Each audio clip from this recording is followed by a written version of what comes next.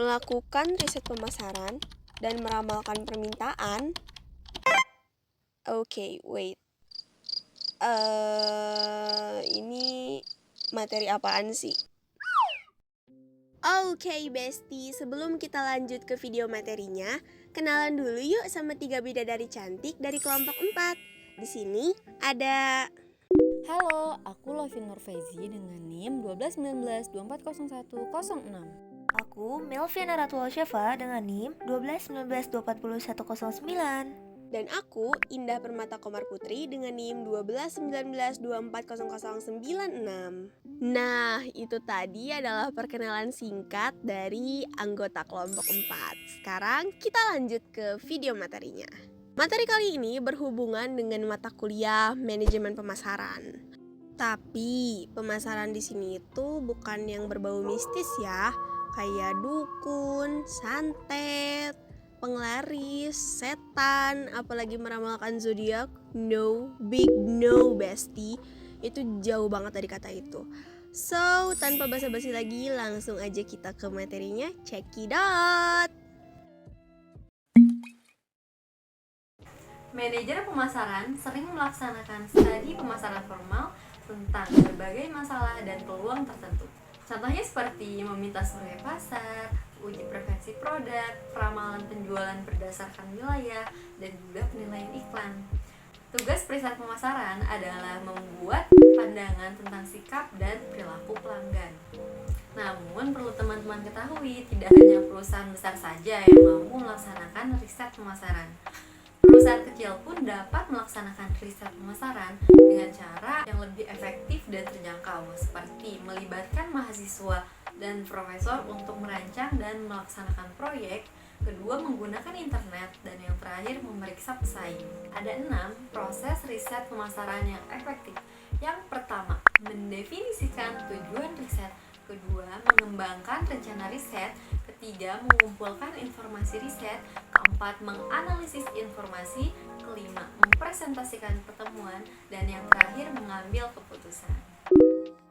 Contoh kasusnya, American Airlines adalah salah satu perusahaan pertama yang memasang telepon pesawatnya. Sekarang, AA sedang meninjau beberapa ide baru, seperti pemberian akomodasi bagi para penumpang kelas 1 pada penerbangan yang sangat jauh, terutama untuk pebisnis yang membayar tiket berharga mahal untuk penerbangannya. Adapun inovasi dari American Airlines adalah pertama, koneksi internet dengan akses terbatas pada halaman web dan email. Kedua, 24 saluran TV kabel satelit. Dan yang terakhir, 50 sistem audio CD yang memungkinkan setiap penumpang menciptakan susunan lagu yang sesuai selera pada penerbangannya.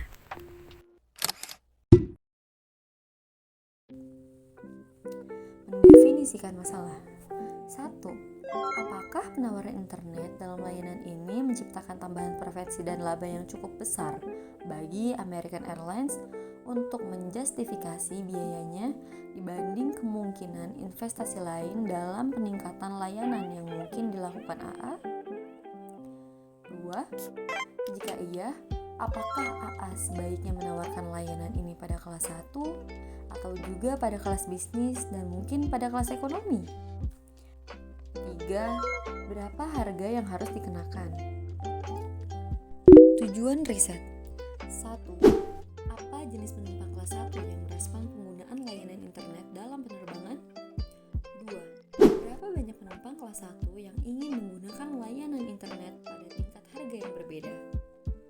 3. Berapa banyak tambahan penumpang kelas 1 yang mungkin memilih AA untuk layanan baru ini?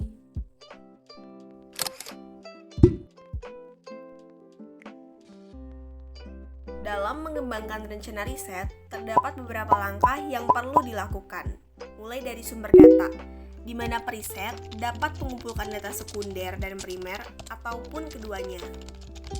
Ada juga dengan pendekatan riset, mulai dari riset observasi, riset etnografi, riset kelompok fokus, riset survei, data perilaku, dan riset eksperimen. Lalu instrumen riset, mulai dari kuesioner, pengukuran kualitatif, dan peralatan teknologi. Kemudian, rencana pengambilan sampel. Yang pertama, unit pengambilan sampel. Siapa yang harus kita survei? Pemasar harus mengembangkan kerangka sampel, sehingga semua orang dalam populasi sasaran mempunyai peluang yang sama untuk menjadi sampel. Yang kedua, ukuran sampel. Berapa banyak orang yang harus kita survei? Sampel yang besar memberikan hasil yang lebih dapat diandalkan. Tapi, kita tidak harus selalu mengandalkan sampel dari seluruh populasi sasaran untuk mencapai hasil yang dapat diandalkan. Ukuran sampel yang kurang dari 1% populasi sering memberikan reliabilitas yang baik dengan prosedur pengambilan sampel yang kredibel. Yang ketiga, prosedur pengambilan sampel. Bagaimana kita harus memilih responden? Sampel probabilitas memungkinkan batas keyakinan tercakup dalam kesalahan sampel dan membuat sampel lebih representatif. Ketika biaya atau waktu untuk menggunakan pengambilan sampel probabilitas terlalu tinggi, periset pemasar akan mengambil sampel yang non-probabilitas. Lalu ada juga metode kontak, di mana periset bisa memutuskan bagaimana dia akan menghubungi subjeknya. Bisa dengan melalui surat, telepon, secara tatap muka, ataupun online. Contohnya seperti kuesioner surat. Ini adalah cara terbaik untuk menjangkau orang yang tidak mau memberikan wawancara pribadinya secara langsung. Kuesioner surat sendiri memerlukan pertanyaan dengan kata-kata yang sederhana dan juga jelas. Namun sayangnya, tingkat respon ini biasanya lambat ataupun pelan. Ada juga dengan wawancara telepon. Ini adalah metode terbaik untuk mengumpulkan informasi dengan cepat. Wawancara juga bisa mengklarifikasi pertanyaan jika responden tidak mengerti. Tingkat responnya umumnya lebih tinggi daripada kuesioner surat, tetapi wawancara ini harus singkat dan tidak terlalu pribadi. Lalu, ada juga wawancara pribadi. Ini adalah metode yang paling fleksibel. Pewawancara dapat mengajukan banyak pertanyaan dan mencatat observasi tambahan tentang responden, seperti pakaian dan bahasa tubuh. Meskipun demikian, pada saat yang sama, wawancara pribadi ini merupakan metode yang paling mahal. Kenapa? Karena mengandung bias pewawancara, memerlukan lebih banyak perencanaan, dan juga pengawasan administratif. Dan yang terakhir ada wawancara online. Sebuah perusahaan bisa mencantumkan kuesioner dalam situs webnya dan menawarkan insentif bagi para penjawabnya. Bahkan, perusahaan bisa menempatkan spanduk di dalam situs yang sering dikunjungi dan mengundang orang untuk menjawab beberapa pertanyaan dan mungkin memenangkan hadiah. Perusahaan dapat mempelajari orang-orang yang mengunjungi situsnya dengan melacak bagaimana alur klik mereka melalui situs web dan beralih ke situs lainnya. Perusahaan juga dapat memasang harga yang berbeda, menggunakan kepala berita yang berbeda, dan menawarkan fitur produk yang berbeda pada berbagai situs web atau pada waktu yang berbeda untuk mempelajari efektivitas relatif dari penawarannya. Pengujian produk online juga semakin banyak dan memberikan informasi yang jauh lebih cepat dibandingkan dengan teknik riset pemasaran produk baru yang tradisional.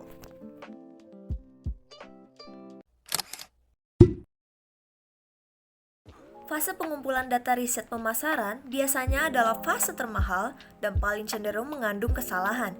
Ada 4 masalah utama yang timbul dalam survei. Beberapa responden tidak pernah ada di rumah dan harus dihubungi kembali atau diganti. Responden lain menolak bekerja sama. Responden lainnya lagi akan memberikan jawaban yang bias atau tidak jujur. Terakhir, beberapa pewawancara mungkin bias atau tidak jujur.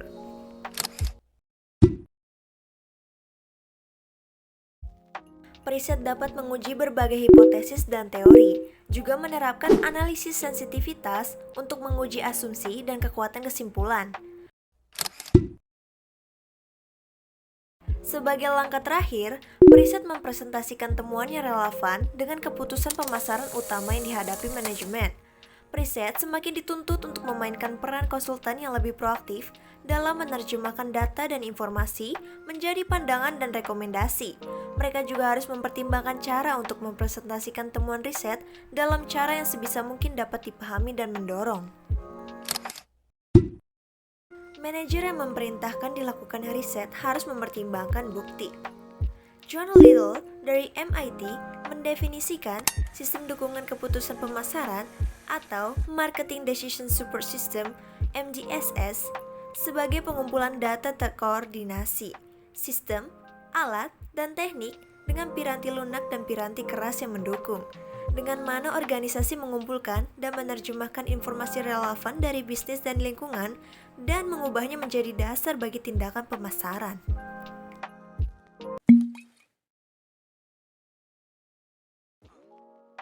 1. Konsepsi sempit tentang riset. 2. Kaliber riset yang tidak seimbang. 3. Penentuan kerangka masalah yang buruk. 4. Temuan yang terlambat dan terkadang salah. 5. Perbedaan kepribadian dan presentasional. Mengukur produktivitas pemasaran.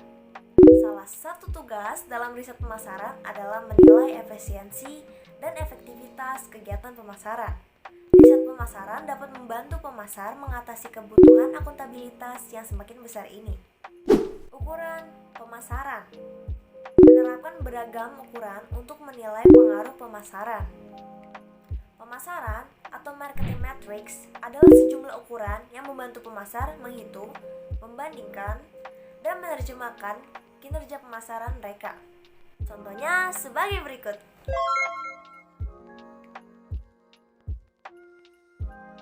Pemodelan bauran pemasaran. Akuntabilitas pemasaran juga berarti bahwa pemasar harus memperkirakan pengaruh berbagai investasi pemasaran secara lebih tepat. Model bauran pemasaran menganalisis data dari beragam sumber, seperti data pemindahan pengecer, data pengiriman perusahaan, penetapan harga, media, dan data belanja promosi untuk memahami pengaruh kegiatan pemasaran tertentu secara lebih tepat. Papan kendali atau dashboard pemasaran. Manajemen dapat merangkai rangkuman ukuran internal dan eksternal yang relevan dalam papan kendali atau dashboard pemasaran untuk sintetis dan interpretasi. Sebagai masukan atau input bagi papan kendali pemasaran, perusahaan harus memasukkan 2 kartu nilai utama yang berbasis pasar, yang mencerminkan kinerja dan memberikan kemungkinan tanda peringatan dini. 1. Kartu nilai kinerja pelanggan. Manajemen harus menetapkan norma bagi setiap ukuran dan mengambil tindakan ketika mereka mendapati hasilnya keluar dari batasan. 2. Kartu nilai kinerja pemangku kepentingan atau stakeholder. Melacak kepuasan berbagai konstituen yang mempunyai kepentingan kritis dan dampaknya bagi kinerja perusahaan, yaitu karyawan, pemasok, bank, distributor, pengecer, dan pemegang saham. Ramalan dan pengukuran permintaan. Salah satu alasan utama melakukan riset pemasaran adalah mengidentifikasi peluang pasar. Setelah riset selesai, perusahaan harus mengukur dan memperkirakan ukuran, pertumbuhan, dan potensi laba dari masing-masing peluang pasar.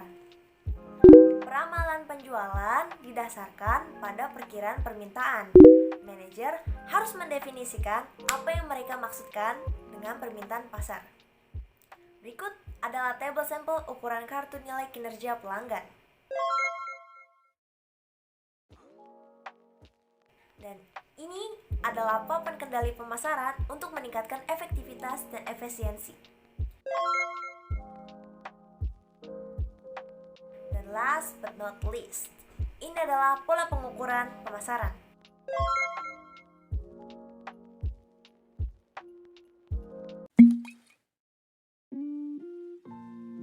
Biasanya dipatok dari berapa banyak jumlah pembeli yang melakukan penawaran.